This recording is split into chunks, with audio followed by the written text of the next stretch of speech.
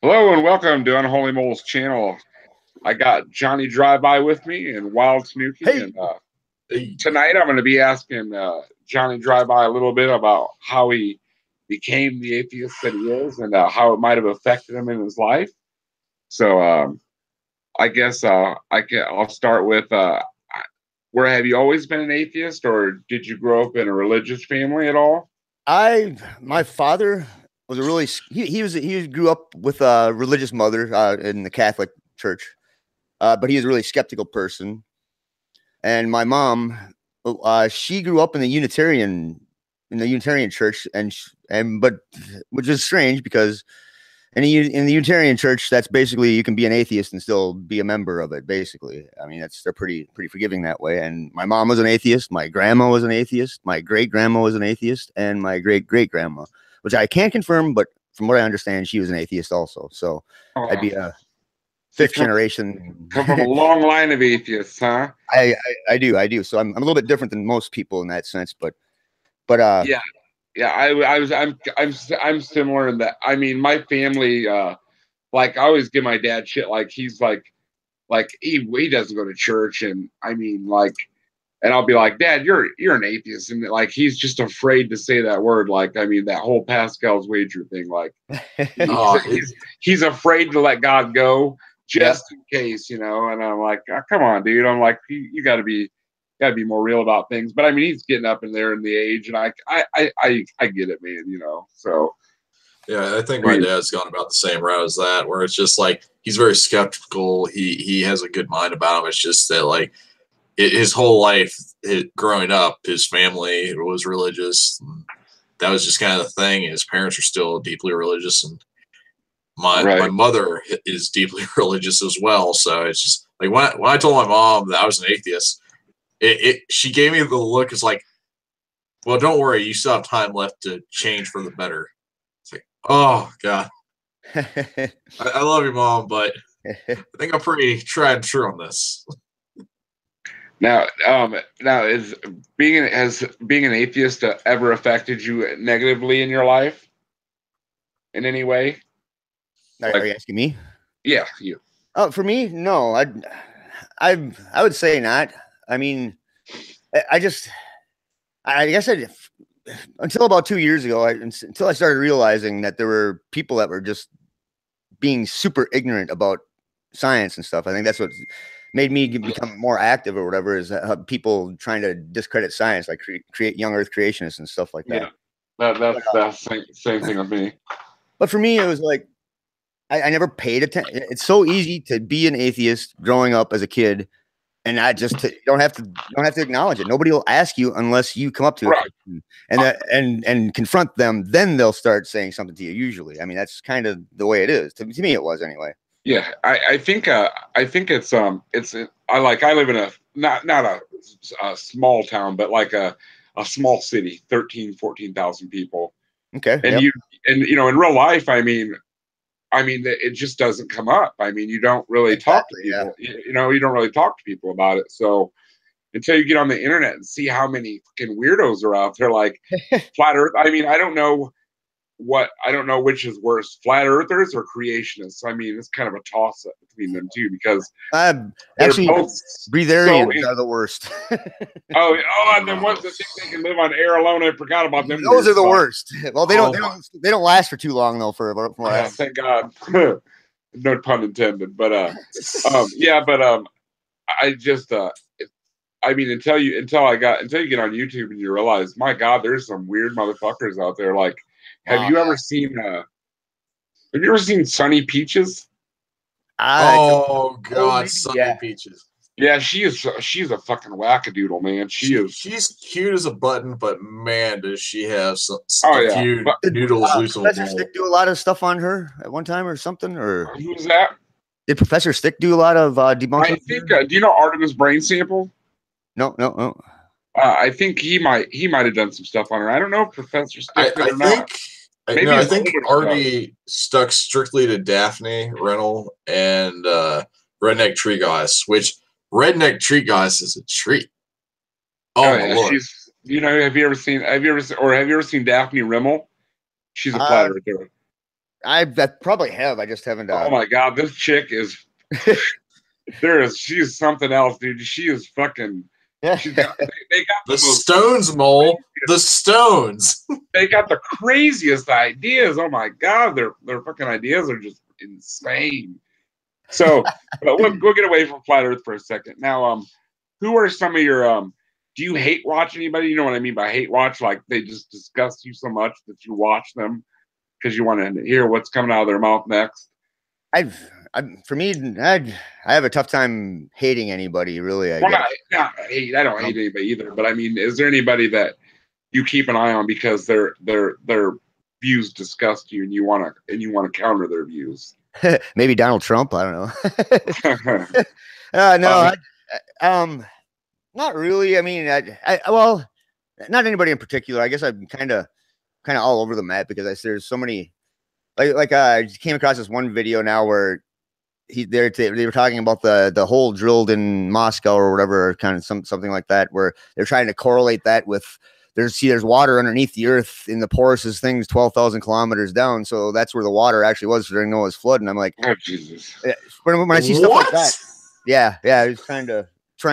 Yeah, I'm gonna do a response on that one. I think. That'll be a good one. Yeah, people will equate anything with like any way that they can. Anything that fits their narrative. Yeah, anything that fits their narrative. Anything at all. Even if it doesn't fit their narrative, they'll make that shit fit. I mean, that's how a conspiracy theorist does this thing. He finds something and then tries and pastes everything to fit the conspiracy theory that his conclusion. Yeah.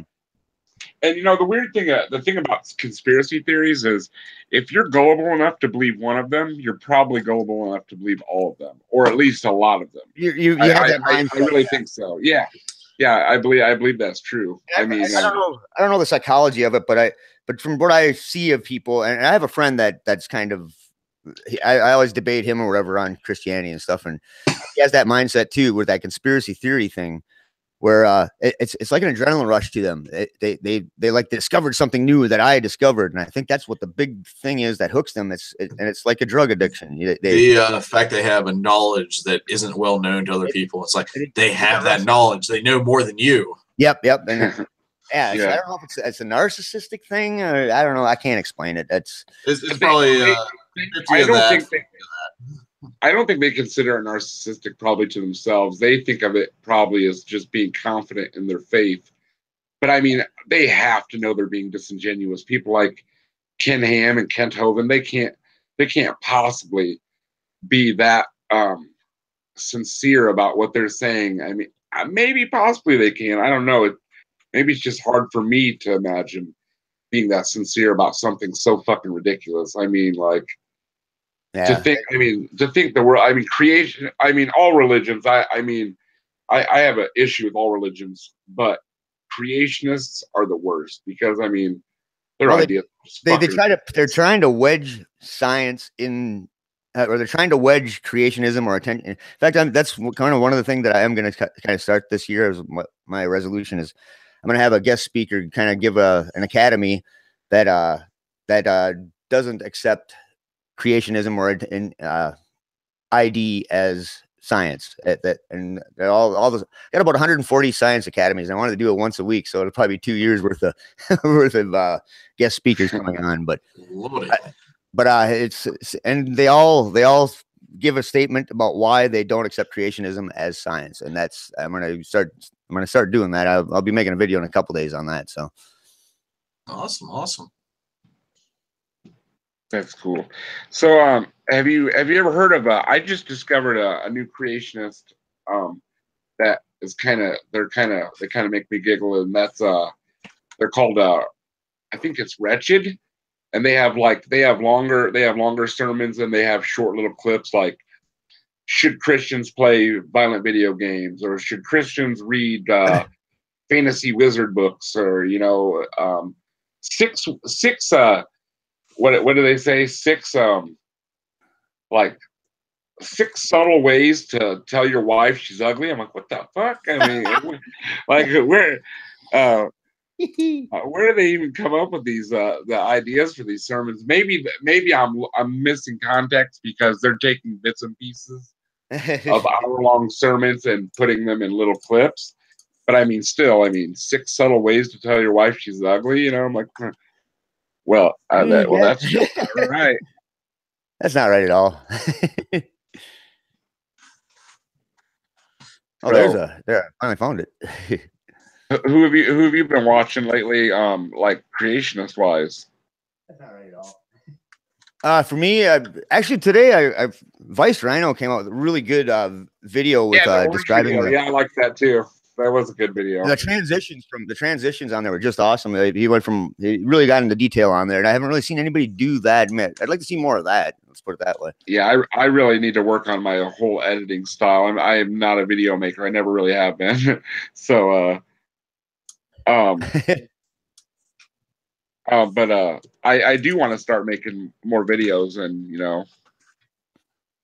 Yeah, that's kind of my goal this year too. Is trying to make more videos.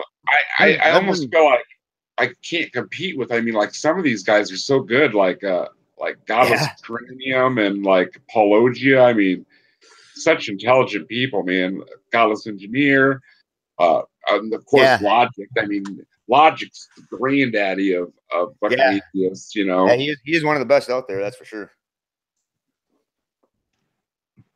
I think my all-time favorite debunker is Potholer, though. He's still when he did something, he had all the references, and he shows you exactly how to get to the reference on the sources of everything. And I think he's probably the most informative one that I've seen out there. Oh, that helps with the whole thing too. Is you want to have that information really at hand. You got to give to people. Got to back it up. You got to back it up. Always got to back it up. No point in putting that argument out there if you don't got nothing to reinforce it. Right. So when I started watching YouTube, everybody like who was the first atheist you discovered and that really caught your attention? You like binge watched them. Potholer for me. Potholer was yours. Logic, I think it was Logic was mine, and maybe the Armored Skeptic a little bit back before he got laid and lost his fucking mind. I'd say the Josh Fierstein videos of Armored Skeptic was like my first experience. They were good. I'd say do you remember? Oh yeah, King Crocoduck. Do you remember Logic with when he did who was the guy that lived in Mexico and he thought he was a scientist because he wore a fucking lab coat? Oh, I love these videos. Oh wow, I forgot about that. You know which guy I'm talking about? Like John something or other, or blah blah blah. That was too much. But like I get a kick out of Kent Hovind and Ken Ham how they do the Gallup. You know, they'll combine like 10 things together that have no that you can't combine, like trying to put Legos together with Lincoln Logs is what they're doing pretty much. Like they're convoluting fucking evolution along with like astronomy. Well, I love the way Ken Ham tries to take faith and turn it into a pejorative, and then he also use it as a good thing for him having faith, but for an atheist it's pejorative. It's a bad thing. You're like, well, what? We can't have it both ways, buddy. Right. And I get a kick out of all the creationists, how they say evolution's a religion and so is atheism. Well, if that's the case, then now okay. I do see some people who treat atheism as like a hard religion when they forcefully try to like go out of their way. Look, you have to believe there's no God, like the very militant atheists. I've seen that. Like anti-theists. There are some militant atheists out there. I mean, I would say in that terms, it's kind of like that, but at the same time, like not really. It's maybe like religion light. Right. Like most Christians, I don't really feel the need to troll. There is Steve Anderson, though. For some reason, I cannot leave that. I have to go because he's such a hateful fucking bastard. I mean, like, do you know who Steve Anderson is? He's the one that, he's a Baptist. I don't think he's a creationist, but he's a Baptist. And he was the one that was like, he was like applauding when that gay club got shot up down in Orlando, and yep, now I know what you're talking about. Yeah, and he like jumps up on his podium and just screams faggots and sodomites and reprobates, and he judges everybody. I mean, this guy has something bad to say about every single person he comes across. Every person. Yeah, I remember the day when it was just Pat Robertson usually on the. Yeah, back in the old 700 Club. Yeah, back in the day. Was he even on the 700? No, I don't think he was on the 700 Club. That was. Wasn't it? Who was that then? Yeah, that Dean and Jan and she had the wig and she'd always cry or whatever. She was like, oh yeah. She died a couple. She wore all that costume jewelry and shit. Oh man, it was funny as hell. Yeah. Oh god. I remember watching that, going, "Wow, yeah." Let me get my checkbook out and send you guys some money right now. Yeah, weirdly enough, my fiance is a devout Pentecostal. Okay, I know that sounds weird, and her dad's a pastor, and they know I'm an atheist. I don't think her mom's real fond of me, but her dad really is a loving guy. He takes issues. I mean, he would love to see me come to church, but he knows not to beat me over the head with the Bible because he knows that I'm not going to respond well to that. Believe it or not, I actually do go to church. Off and on. Burn one down or something? No, I'm surprised that a church can stand me being in there with my drinking habits and whatnot. But no, I like going to church just because it's like seeing people interact with other people. It's kind of like people watching for me. I just hate going to the Catholic Church because I get so freaking confused. I stand, sit. What the hell do I do now? Oh, right. No. I go to like one of the. I just go to one of those mega churches and whatnot, and it's like, oh, I get free coffee and Wi-Fi, and I get to people watch. It's like my 3 favorite things. It's okay. There's nothing wrong with it, while as long as you don't start touching yourself. but my girlfriend's church, the Pentecostals, that's some scary shit, dude. They're the ones that are all. They lay hands and they're all speaking in tongues, and it's pretty fucking spooky shit, man. The first time I saw it, I'm like, with these motherfuckers, could they possibly be legitimately thinking that that's what they're doing? It sounds so scripted and fake to me. Well, as far as I remember, there's something in the Bible that says something about getting them baptized in the. Well, yeah, but I mean, if you read that passage, it states that they speak in other tongues. What they mean is like if they were from Jerusalem or whatnot, they could speak to someone from Babylon or fucking Syria or Mesopotamia. And some preacher back interpreted it for the Pentecostals, and that's what now everybody's trying to do the tongue thing like that, or speaking. Yeah. They're taking that scripture out of context. But I mean that's pretty common for churches, I think. There's a nice double standard there is. In Pentecostals, it's encouraged to lay hands, but when a priest do it, there's something wrong with it. Right. And now, since when the Church of England became the Church of England, they separated from the Catholic Church. Now, is Anglican pretty much just Catholics without a pope? I mean, is it pretty much the same as Catholics? It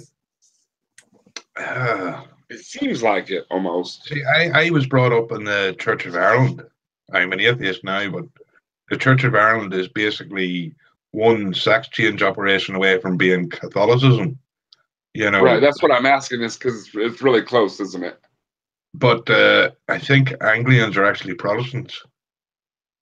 The majority. I forgot because I forgot about Oliver Cromwell and the Roundheads fighting against the Cavaliers back in the day. Yeah, they weren't they Protestants? The only reason we had the Reformation in the first place is because the Pope wouldn't give Henry another divorce.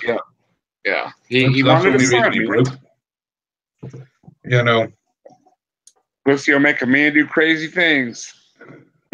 So it's all women's fault then. No, it's not all. It's the man's fault. He's the one that's fucking letting the dick do the for him. Can't blame women for that just because they're sexy. He wasn't sexy at the end. He was overweight and fell to a syphilis and God knows what. Oh, he was real ugly brute at the end. Yeah, and he was all gangrenous, and you could smell him from 3 rooms away, they say. Well, Like you his could legs probably were smell everybody from back then 3 doors away. So. oh, yeah, I imagine you could. They weren't exactly real keen on hygiene, were they? No. Yeah. Can you imagine living back then? I mean, like you see a girl across the bar, you smile at her, and she shows you her 2 teeth and winks at you. Actually, give her more like you give her the winning 15. smile and pray to God you don't get chlamydia. Complimented by going, nice tooth. You got the molars too. I mean, I'd say that something like oral only happened when you really loved the girl. You know, it's nothing you do on a one-night stand. Right. Yeah, I couldn't imagine living in medieval times. It would have been it would have been something else, that's for sure. And I mean, think about how ingrained the church was back then in everybody's life. Everybody's life. I mean, the church. Well, you didn't want to get burned at the stake. Crying out loud. Yeah, or hung, or crushed with rocks, or dunked. I can say something about the Pope. Well, you didn't say much after that. I get a kick out of when Christian preachers are all like, an atheist, you know, killing a bunch of people. I'm like, I'm pretty sure that more people have died in God's name than atheists have ever killed. A little bit of pretty sure about that. Yeah. I mean, they might. I'll give them Joseph Stalin, because technically communism, atheists. But I mean, I'm pretty sure Christians have killed a lot more people. Well, I mean, the only crusade I've ever seen atheists go on is a pub crawl. So, well, you have to remember back then, the majority of people were only, Christians or Catholics, because that's what their parents was, that's what the town was. I mean, the majority of people hadn't even read the Bible because it was taught to them through someone who had, like, a priest, you know. So word of mouth. You have to ask yourself, if they hadn't read the Bible from cover to cover and fully understood it and accepted it as a religion, could they really have been called Christians?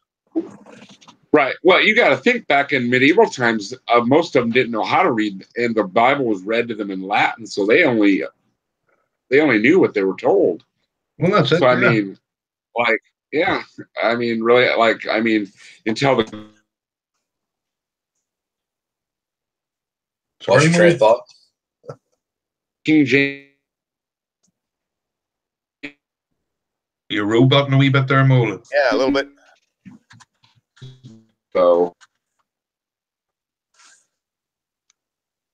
how this day and age, 21st, like the technology we have, all the advances in medicine, fusion is obviously true. I mean, there's proof everywhere. Just look around. There's fossils. There's living fossils. There's proof everywhere.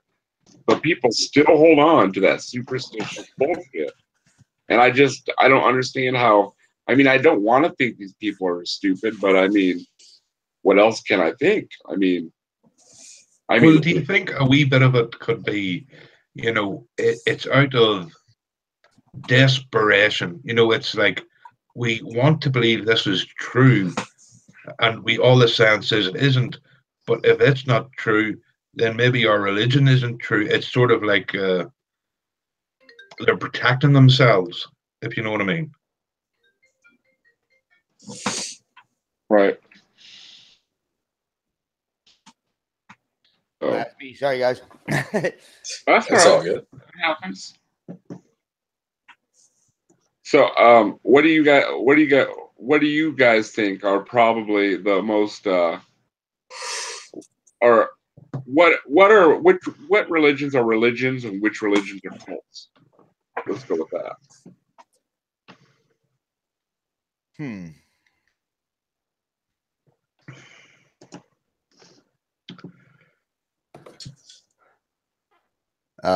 You guys go first. Hey, Mo, can you run that by me again slower? Because I'm mildly retarded. Oh, that's no problem. What religions do you think are actual religions, and which ones are cults? Or what makes cults? I mean, arguably what you could say about a cult would be that it's the level of devotion and the the level of devotion to the leader or the so-called prophet of the cult. And a religion would be more of just like, I don't know, just something to improve yourself or improve the lives of others, but it has like strenuous tasks attached to it. Say like fasting and things like it has to have a level of sacrifice, but not nearly as like high up there as say like, oh, you have to live on the compound. Right. Like I guess mean, they all can be. what's that? I think they all can be, because I think to me a cult is something that deals in absolutes. You have to obey that particular sect or whatever. And I think all religion kind of does that. If you they all have a culty feel to them, but some are more than others. Like like, well, I mean, like Mormons have they're very secretive. You know, they have rules that no one else has. You know, they're very what's the word I'm looking for? They're exclusive, like only they're the ones, and so that seems kind of culty to me. Something that makes you feel guilty, and you have to go back to them to be free for that guilt. That's kind of what. Right. Jehovah's Witnesses are for sure. There's something that I'm curious about. What do you either of you think about the idea of a cult, but without the religious aspect, like an ideology without a I don't know, imaginary figure, so to say? So, like, are you just saying like a cult without a religious background? Yeah. I mean, I don't know. I'd have to think of something that would end up being that person that you're going to go back to, or whatever, of the cult or whatever is. Well, I would always think that it has that one major fixation. Like, there's always one focal point. Oh yeah. Existential transhumanist said politics, that he's right about that, or I guess that's a good one. Maybe like survivalists, I guess that would work in with politics, though, sort of in a way. Okay. Survivalists are different. I would say like the doomsday preppers. Like they have that that crisis of the mind where it's like the world's going to end, so I have to go in this one thing, and then all these people, I had to bring them in with me and convince them that this is going to happen. Yeah, I guess that's what it is, about getting some sort of dogma going on there or something, Yeah. I've always found like dogma without the religion so much to be fascinating aspect of the human mind, because you've caused yourself to focus towards this one thing with just so much tenacity that it just borderlines insanity. Right. I mean, like, first of all, like religions, I mean, look at this. Is it so hard for people to face the fact that when you die, you're dead? I mean, I think that's the main reason, is fear of the unknown, is why they hang on to the idea of some kind of religion, some kind of afterlife. They don't want their lives to be meaningless. I mean, I will say this. There are different types of people with different ways of thinking in different mental states. And everybody functions differently. It's like what's good for you is not necessarily good for me. Well, I know maybe seeing, like for me, like saying like death is the end. It's like, oh, that's great, because that motivates me to go out there and like go hiking and do shit and rock climb and all sorts of other bullshit that I do.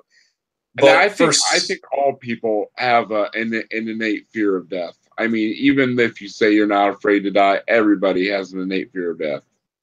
No one wants to die, dude. I mean, well, except people that commit suicide, obviously. But I mean, normal people don't want to die, as a rule. Well, nobody wants to die, but what I'm saying is to have a fear of what happens after death, like thinking of it as like the great nothing, that motivates me, because I want to experience as much as I can during life. While other people are like, they're afraid of there being nothing, so they have something that comforts them in a sense, and that lets them continue on living. See, I look at it this way. I do know what it's like for nothing to be, because I know I don't have a memory of it at a certain point. So I kind of understand what being in nothingness would be, or whatever you want to call it. Yeah. So my conscience just all of a sudden was, you know, I don't really remember anything before that. So I guess, and I grew up not having that put in me about heaven or whatever. It was more, I will be worm food eventually, you know? So, yeah. So I'm cool with that. I mean, it is what it is. I know, and I'm a recovered heroin addict, and I've died before. Like literally, I've been dead for a few minutes, and I'll do it. it was literally like just someone flipped the light switch, and there was nothing, and then I came back and I was alive again. I mean, there was literally, I mean, it's a bizarre feeling. Let me tell you, it's literally the song "Kickstart My Heart." Yeah, it's a very, very bizarre feeling. But I mean, I can conceptualize what not existing would be. I can kind of conceptualize that because I didn't exist at one point, you know? Right. So, I mean, but yeah, it's a pretty wild ride. I wouldn't want to do it again. So are you making any videos right now, Johnny? Is there any videos you're working on? Just working on that just working on the getting them science things going there, and I'm thinking about that response on that guy that I can't remember what Truth Seeker was the channel or whatever, but yeah. Of course it is. Yeah. You really should check out Wretched. Yeah, I think you'll get a kick. And the way the guy talks is fucking something else. He like it's something you'll get a kick out of him. He's pretty funny. We're just here trying to find the truth.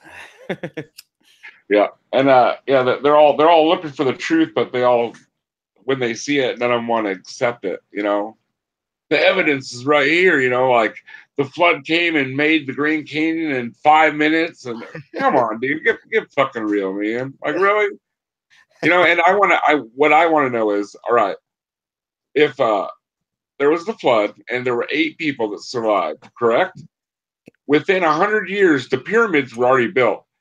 How many fucking people can 8 people produce in 100? And that's what, 4 generations? So figure, say that's 4 couples.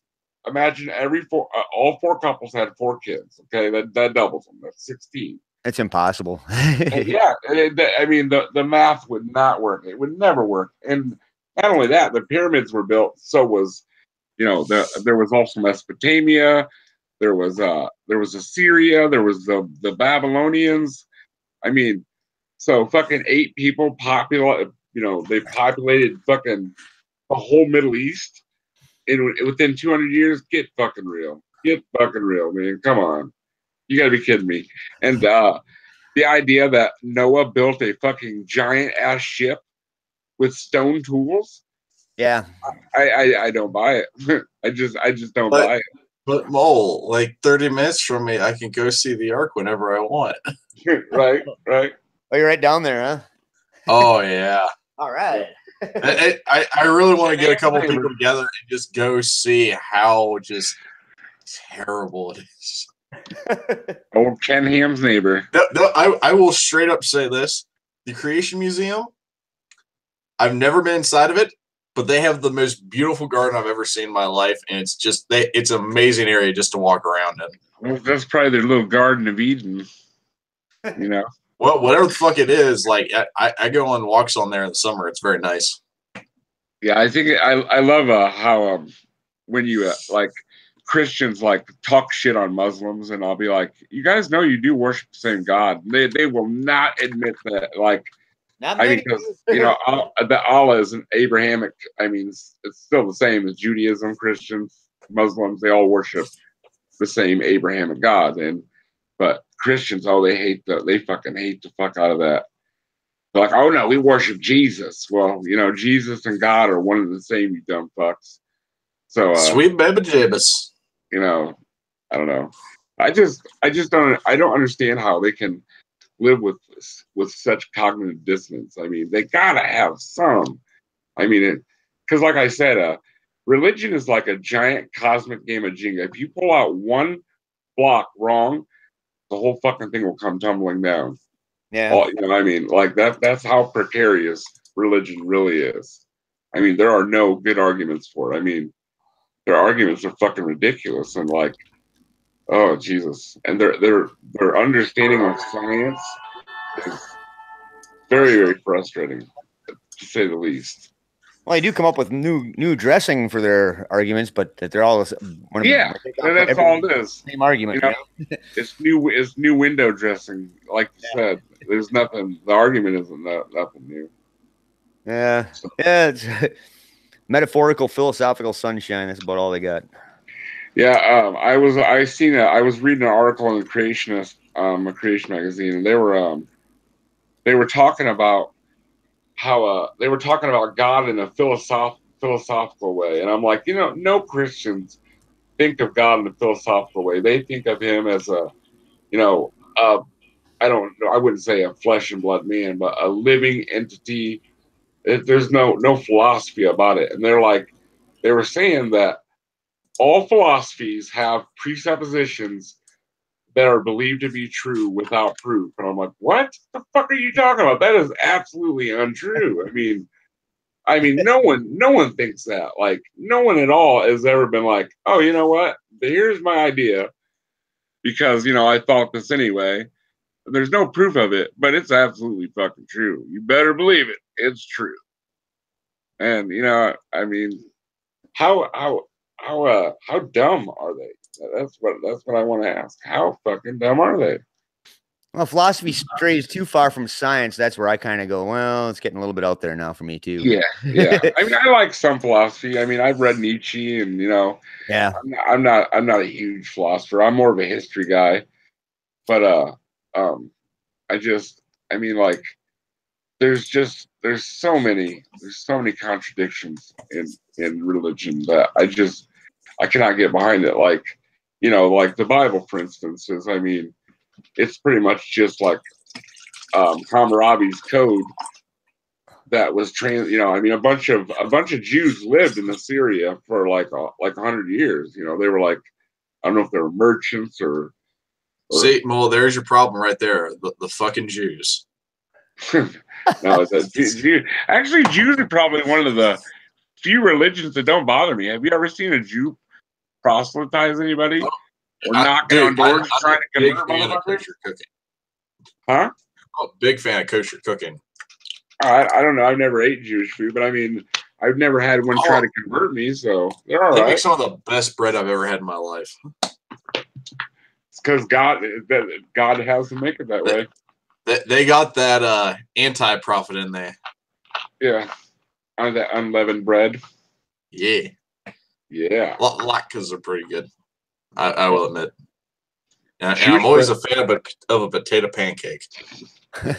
Jewish bread's a surefire way to go to heaven. I guarantee it. You ever make grilled cheese with it? So good. No, I don't even think I've ever had it, to be honest with you. Oh, it's some pretty good stuff, I gotta admit. Now, I've had German bread. That's some good shit, dude. Germans have really like a good rye. Oof. Yeah, Germans have really good bread. Dude, there's sourdough. Oh, it's fantastic. So I noticed on your channel, Johnny, that you have a few guitars in the background. Are you a guitar player? I take it. Yeah. I've played a little bit of everything. The guitar is my main instrument, but I play a little bit of everything. But I pretty much anything with strings. Guitar, bass, mandolin, a little bit of banjo. I cannot get any kind of sound out of a violin except for screeching, though. I want to learn how to play the fiddle, but I can't make any noise. I can't hold it under my chin. I have to use a cello or something like that. That's yeah. But I would love to play one.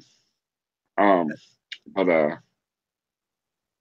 I mean, I can't make any noise. That man's stroking that bowl. Yeah. I prefer like actual instruments, you know, trombone, tuba. I love trombones too. And I mean, as a musician, I'm sure Johnny's the same way. As a musician, my music taste is very eclectic. I mean, like, I like everything from bluegrass to death metal, like everything, literally. Oh yeah, I'm all over the place. I like swing jazz. Mole, to mention to you, Gillick Storm is coming to a town near me at the end of February. What is it called? Gillick Storm. Are they kind of like a Mon or Marth type band? No, I had you listen to them. You're probably high at the time. Yeah, I imagine I was. I'll send it to you later. You'll enjoy them like you did the first like 3 times. Yeah, it's a pretty safe bet that I was high. But they're like an Irish folk rock band. They're fantastic. Oh, but hey, I'm the only guy in your chat that doesn't have a wrench. Well, you'll get one. You've been here. That's how I know who's been here and who hasn't. I know I've heard you say that a couple times. Like, well, geez, I've been here a couple times. I don't have one yet. I just must have missed you somehow. Go ahead. Sorry for interrupting. So, have you been in bands and stuff? I take it. I haven't been in bands, but I've done studio stuff. I've written music for probably 30 years now. I think is really. I used to own a recording studio. You're like a session musician. Yeah, pretty much. Yeah. I'm trying to get a band together right now and do a little bit of going out on the road or whatever and do some stuff. But that's cool. You know what's hard about being in a band is people. Yeah, people. That's exactly what it is. I mean, that's it in a nutshell. But I was gonna say that musicians tend to be a little bit more wackadoodle than normal people. Yeah, usually kind of flaky. Kind of flaky, if you know what I mean. Yeah, something to be said about it. Something to be said about it, especially drummers. Yeah. Sorry for all your drummers out there. It's kind of like how it is with God, what's the term for it? Don't harbor a witch. Don't harbor a drummer. I met some pretty like god awful drummers. Don't suffer a drummer to live. Yes, exactly. Yeah. Also, if you have a daughter and she's dating a drummer, you need to break that shit now. I think the lead singer or the lead guitarist is probably more dangerous than the drummer. No, that's why all the girls go for the bass player. Yeah. You know when shut the fuck up, Paul. Okay. You know when a guitar player is knocking on your door, right? You know how to tell? Huh. The knock keeps getting louder. That's funny. No, but bass players are the guys that like no one ever wants to play bass, so they're always the guy that ends up being. I want to play bass. I play bass. Well, you're the right shape and size for it. Bass players are usually bigger dudes. I'm not joking. I'm a bigger dude. Yeah. I played bass in a lot of bands. For some reason, bass players just tend to be the big. Probably because I started out playing trombone. I was in like the tenor, like low brass section, so probably obvious I go to bass. I'm actually pretty good at bass, but I don't like playing bass as much. Well, it's hard for me I like to sing also, and playing bass and singing is a real weird concept compared to playing guitar and singing. Playing bass, like when you first started playing bass, did you try to play it like a guitar? No, I started with I started using the finger picking. Yeah. I started guitar playing using. I'm a fingerstyle guitar player, kind of. Oh wow, that's cool. At least I haven't used a pick in 5 years now. Wow, you don't use a pick at all? I do use a pick. I do when I play electric once in a while when we're doing our thing or whatever, doing rock songs or whatever. It's pretty hard not to play a song without some rock songs without using a pick, but. But for the most part, no, on my own stuff and all that, I don't usually use a pick. Right. So do you play a lot of like folky type singer-songwriter? I'm all over the place. I've done everything basically. I love doing different ethnic type music. Actually, I love experimenting with other ethnic. I like music. that. Have you ever have you ever heard of that Hawaiian guy? His name's Izzy, and he did Somewhere Over the Rainbow with the ukulele. Oh yeah, absolutely. My God, Weighs about 580 pounds. Yeah, isn't that one of the most beautiful songs you've ever heard? Though, yeah, it's a beautiful song. Beautiful, but I mean that thing looks like it looks like a toy in his hands. He's so big. He's got this tiny little ukulele. I'm like, wow, that's kind of weird. You know, I actually want to go up that to like he must have been like 700 pounds. I bet he was up in that weight category. Oh, dude, he was huge. Yeah. Now, huge. out of curiosity, have either of you heard of a channel called Major to Minor? It's a channel where they take songs that are in the major key and they switch them over to minor keys. And Over the Rainbow is one of them. Dude. That'll make it totally like because minor makes it all sad and depressing. I will tell you this. I have never heard something so haunting in my life as Over the Rainbow played in a minor key. Oof. Very interesting. Do they go to the harmonic minor then on it, or do they, or the opposite minor? How's that? I think it's just the opposite minor. The relative minor then. Okay. Yeah. But still, it's just so like haunting. It's like being in a graveyard at night. It's minor keys. They do have that. They have stress. Yeah. Two different forms. Music is two different ways. It's either stress that's strainful or it's releasing. Major usually releases that stress if you had put in the context right or the music. Yeah. Yeah, I kind of like hearing different songs switch from major to minor on certain things. Recently I say that, but it was like 2 years ago. I came across a guy who did the song Backcountry from Avenged Sevenfold, and he switched it from a minor key to a major key, and it makes it sound just so goofy. It's amazingly goofy. But I kind of like when people change songs over to different keys and go from major to minor, minor to major, and try something different. It brings up a new flavor. That's really what music is they bring up something. Have you ever heard of a guy? His name's Andy something. I mean, it's a weird ass last name, some Polish last name. And they'll take like a Metallica song and make it into a polka song. Oh, I know exactly what you're talking about. Or like Slayer and make it like fucking bossa nova or some shit. And this dude is an amazing musician. I mean, to be able to change up the styles like that and play all the instruments, that's fucking amazing. That is really amazing. I don't think people realize how hard that really is.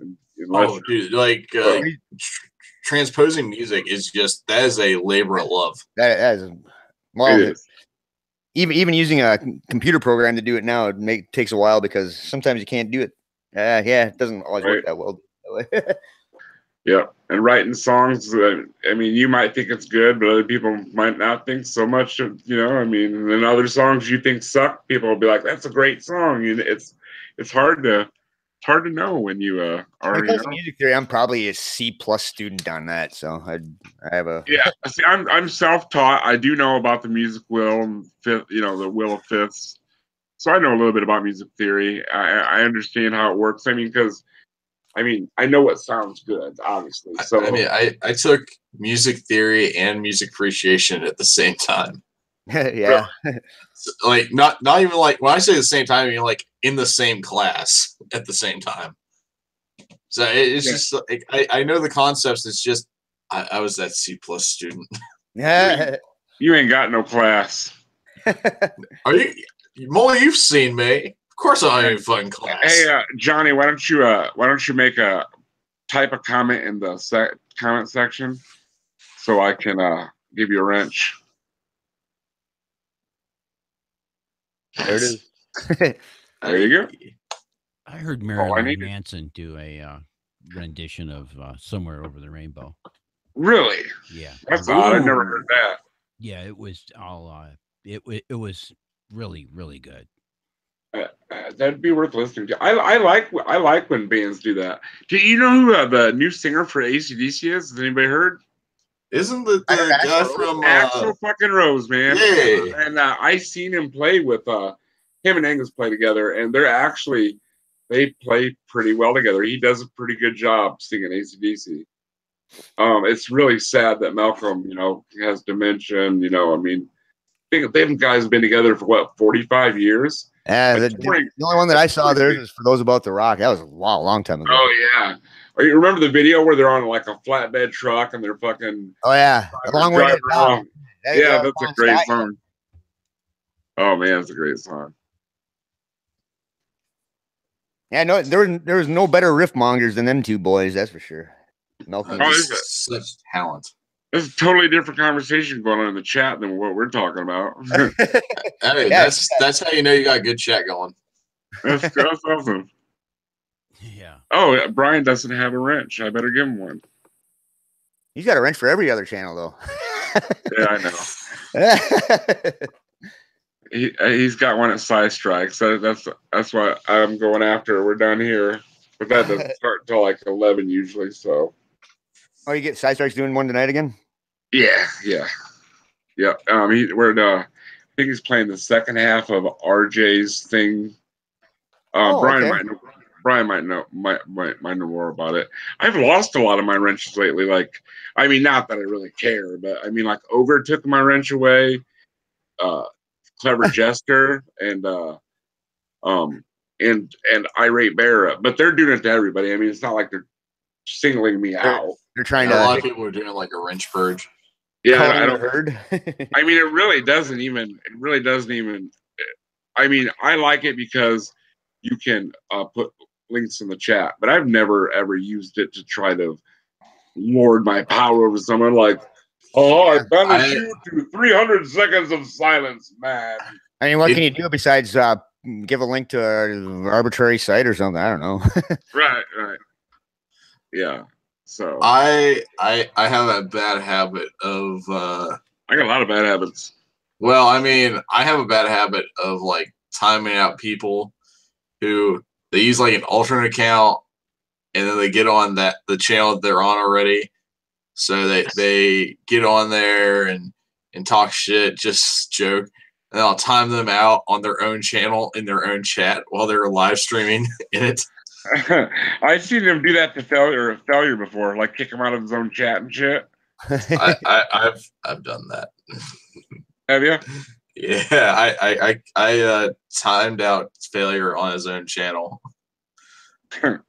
Just to say that I could. I think I remember that. I think it was me, you, Shaggy, Psycho Hamster. Does that sound right? Yeah. Maybe the Beard Baron was there. I was just being like a massive dick that day. I was thinking like, even if I lose my wrench, this is totally worth it. I think that might have been one of my first streams, dude. One of my first streams ever. Oh wait, no. One of the first streams I did with you was the one with Shaggy about kids in schools. Yeah, Beard Baron wasn't Beard there too? Was Beardy there? Or was he there? No, it was Cinnamon Chimera. Oh, okay. All right. I mean, like, well, now we stream so often that it's, I mean, I couldn't tell you fucking from one day to the next. I stream with so many people and it ain't funny. But, I mean, you know, that's the thing I like about the internet is because, like, you can choose who you want to be your friend instead of just having to pick people off the street. So we have a lot more common interests. Yeah. With people in real life. You know what I mean? Yeah, like, it's a lot more interesting. Diversity. Yeah. But real diversity. Yeah. But yeah, I don't know. And I was saying in the chat, like, I have lost so much respect for YouTubers in recent times, dude. Like, content's gone way the fuck down. I mean, down the tubes. I mean, there's still good YouTubers, don't get me wrong. Like, the true skeptic or YouTubers, like, they count a lot of people as skeptics that aren't fucking skeptics. So, like Blair White, Andy Worski, what the fuck are they skeptical about? Yeah. I mean, a skeptic to me is like logic to fucking ISIS the original or you know, any Atlas Cranium cosmic skeptic, you know? Yeah. Back it up. People that are intelligent, you know, and can, you know, talk the talk and walk the walk. I think what ended up happening was that the idea of the skeptic community got blown out of the water, and then it got mixed in with commentary channels. Yeah. And that was a big part of it. Or instead of like debunking, they just like talk their opinion about things. And because they aligned with how things were at the time, it was like, oh, well, you're a skeptic channel. And like even to this day, like some people are like, I was never a skeptic channel. I just gave my opinion about things. I just gave my thoughts. You were the one who put me on that label. I think that like Dave Rubin was one of them that kind of blurred that line a little bit with like Jacqueline Glenn or whatever, wasn't it? Or something like that. Yeah. I think that stuff like that. They kind of blurred into that and whatever. I don't know. I didn't pay much attention to all that stuff, I guess, but right. I'm still trying to figure out if I'm an evolutionist or an atheist. If they're both religions, I can't be both. I'm a drunk.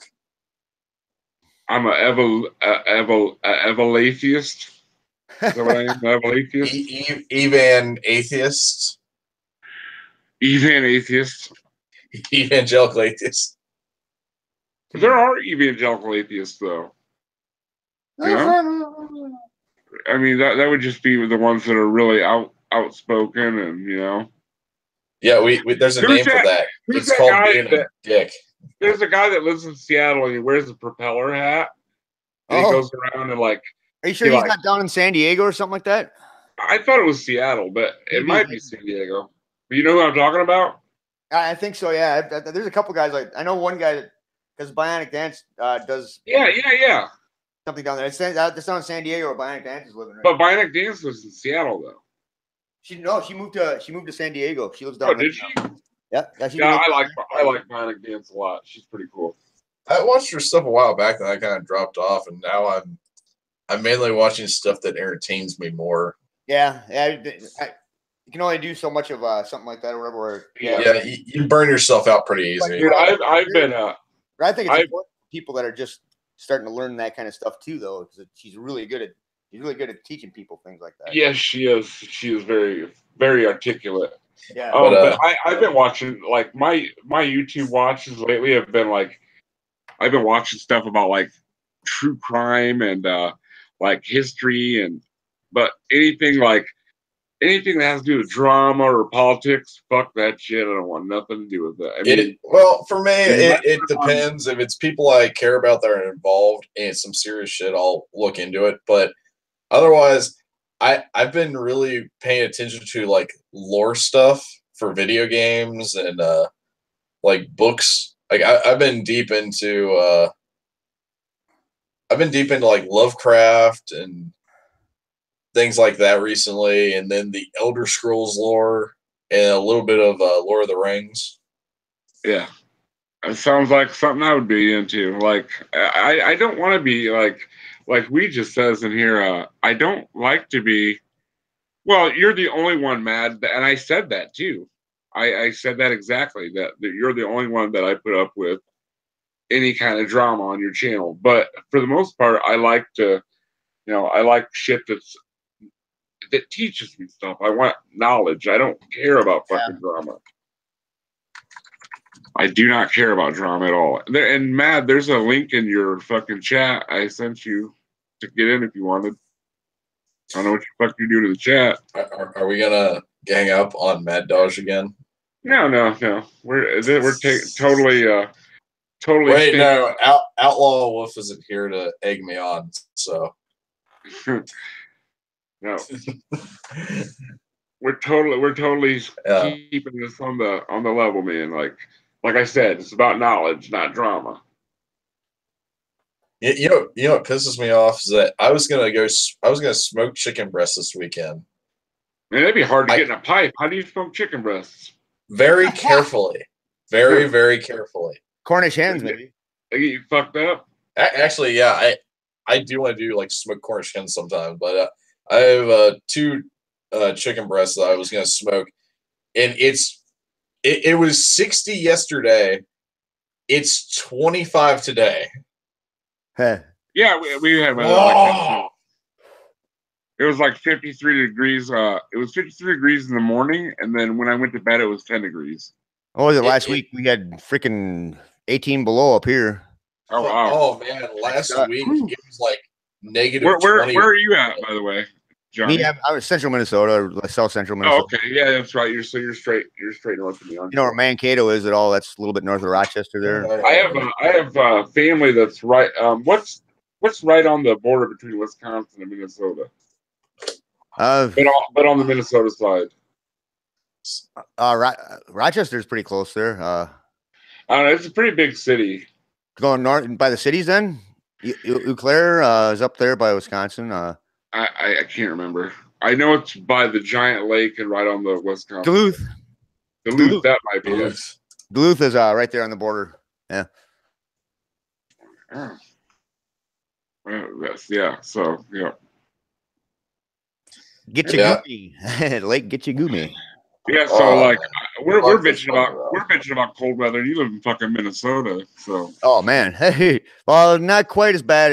If you go to northern Minnesota, I think it's called Embarrass, Minnesota. From what I understand, that's one of the world records for the coldest temperatures, 64 below actual temperature.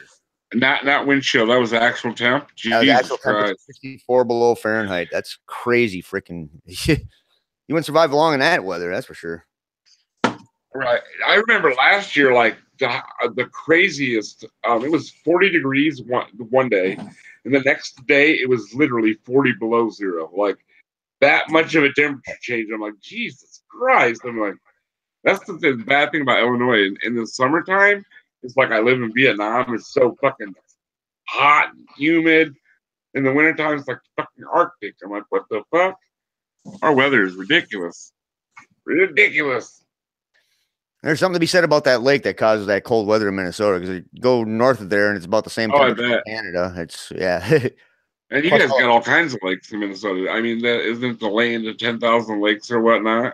And actually, Wisconsin has more lakes than Minnesota does. But if you look at a map, there's but right around Brainerd in Minnesota, if you put a pin right on Brainerd and draw a circle 50 miles out, there's 500 lakes in that circle. Wow! In a 50-mile radius. Yeah. Damn. Like how big of lakes are they? 2 miles across, 3 miles across, all different sizes. Wow, so they're good size then. Yeah. Brainerd's one of the more concentrated places. You go up to the Boundary Waters all the way into Canada. You got the Boundary Waters lakes all the way up there. That's where I'd rather go. Now, me growing up by the Mississippi River, to me, the Mississippi's huge. I mean, like, what's it like up in Minnesota where it starts? How wide is it? It's really windy, and that'd be up by Grand Rapids, Minnesota. I worked up there a couple years ago, built a cabin up there. But it starts out really windy. I mean, it zigzags back and forth. You could walk. You could take a canoe down it and go for about 5 miles, and you could walk like straight across or portage across it, and probably go half a block, and you get the same distance, you know. But probably like 20 feet wide is when that's by there. I've never been way up to Lake Itasca where it starts at. But from there it's just a little stream kind of trickling around. So, well, lads, I'd love to stay, but I need to actually make dinner. All right, cool. Well, you have a lovely time, sir. All right, brother. It's nice seeing you too, man. Have a wonderful evening, both of you. You too. Thank you. Good night. Sleep well, sir. May the sun always shine on your back. Oh no, but like down here, it's probably like, I'd say probably a mile wide, and there's like fucking like islands in the middle of the river and shit. Yeah, I lived in St. Louis for a while back in '96. Okay. Yeah, so you live right across from East St. Louis, literally the most violent city in Illinois. Well, I didn't actually party in, because where I was on Arsenal Street, about 3 blocks away from the brewery. The brewery there. That's where I lived at, in a little apartment down there. I rented a room actually, but a couple of these guys took me out to North St. Louis, and I was like, "Whoa, this is fun." So, how long did you live down in St. Louis? Oh, it was about 4 months. I was just on I was basically traveling with this group. We did safety inspections on utility poles, and ended up down in Houston that winter too. Did that for about 1.5 years, but St. Louis, I was there for like 3 months doing the safety inspections on the poles there. And basically I was on the road digging holes for a living. On the road digging holes. Yeah, that was about it. I'm sure there's worse jobs. What was that? 30, or is that back 25 years ago? I did that 25 years ago. I was a young kid back then. I was 23. I was a sophomore in high school, I believe, then 25 years ago. Yeah, that sounds about right. I was a sophomore in high school. So you're pretty close to the middle of St. Yeah, Louis too, I'm though. 40. I'm 40. Okay. Well, I'm almost 50. I mean, age is just a number, but I mean, like, it is harder. Like, I do know some millennials that are actually pretty grounded and down to earth. Yeah. You know, there's some, like, for instance, 40 ounce. He's a friend of me and Mad Dodges, and he is very, very down to earth for what is he, 23, Mad? Oh yeah, I think he's about 23 years old. Yeah, he's yeah, he's really, really down to earth. Really nice guy too. It's amazing how I mean, like, I didn't believe he was 23 when I first met him. I'm like, dude, you're so logical and rational. And I'm like, there's no way you can be 23, because I thought most kids these days are nuts. To me, I used to think logic. I think of them and I'm like, wow, they're really young, but they don't seem that way to me. They seem a lot beyond their years. Let's put it that way. Right. Like they grew up too fast, kind of thing. Didn't you just? Oh, is that? That's weird. I said, like you said, they were young. They were. They just seem young to me. Well, they are a lot younger than me, so it just seems like. Right. You know, it's weird. Like when I was growing up, in like, say I was in third grade, I had a teacher. Her name was Mrs. Sloan, right? And like, when you're in third grade, everybody seems so fucking old to you. And the weird thing is once I got to be an adult, I think I was like 25, and I seen her again, and she looked younger when I was 25 than she did when I was 8. Like, how does that work? You know, I mean, like, do 8-year-olds just think everybody fucking is like, to an 8-year-old, everybody looks like the same age? I really think that. I don't know. It's hard to say. You got anything you'd like to add, Matt?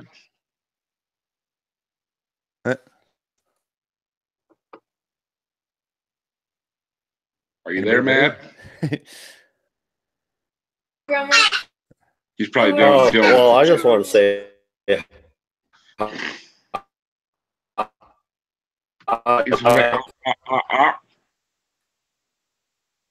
You're roboting really bad, brother.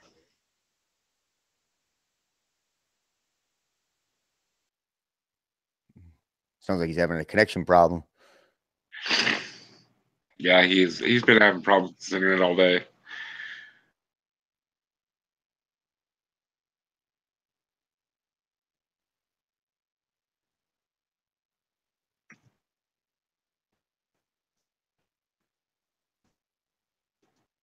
Well, I guess we can wrap it up. I enjoyed talking with you. Well, thanks a ton for inviting me on here, man. Oh, no problem. You're welcome anytime. Like, I mean, we don't have to be so formal next time. I mean, we could talk about whatever, you know. Yeah, no, I like what you're doing here. I like your streams. I really like what you got going on here. Conspiracy theories, religion, you know, whatever, you know, whatever we want to do. So you're on one of my streams that I did with Prophet of Zod, right? Yeah. Now I remember that. Yeah. Like about 6 months ago, I believe, or so, right? Yeah, it was a little while ago. It was right before he started getting a whole bunch of subs going to his channel. So, right. It's me. It was all me. Yeah, you did it for him. He owes you. Yeah, he's a great guy. I like him a lot. Yeah, I enjoy his content. He's a smart fella. That's what I kind of look for. I think when it comes to like, when it comes to like content creators, is like their intelligence. You know, like can they catch my attention and make me listen to them? Am I learning something from them? Yeah, that's what's important, I believe. So, well, anyway, it was lovely to have you on, and thanks for having me. Definitely invite you on again. If you ever have a stream and you need someone to come on, just hit me up on Twitter, man. I know who to call. All right, brother. All right. Well, thanks. Thanks, everybody. Nice meeting all you guys too. Thanks for coming on, brother. Good night. And thank you, chat, for stopping in. Gotta love you guys. Talk to you later. Good night.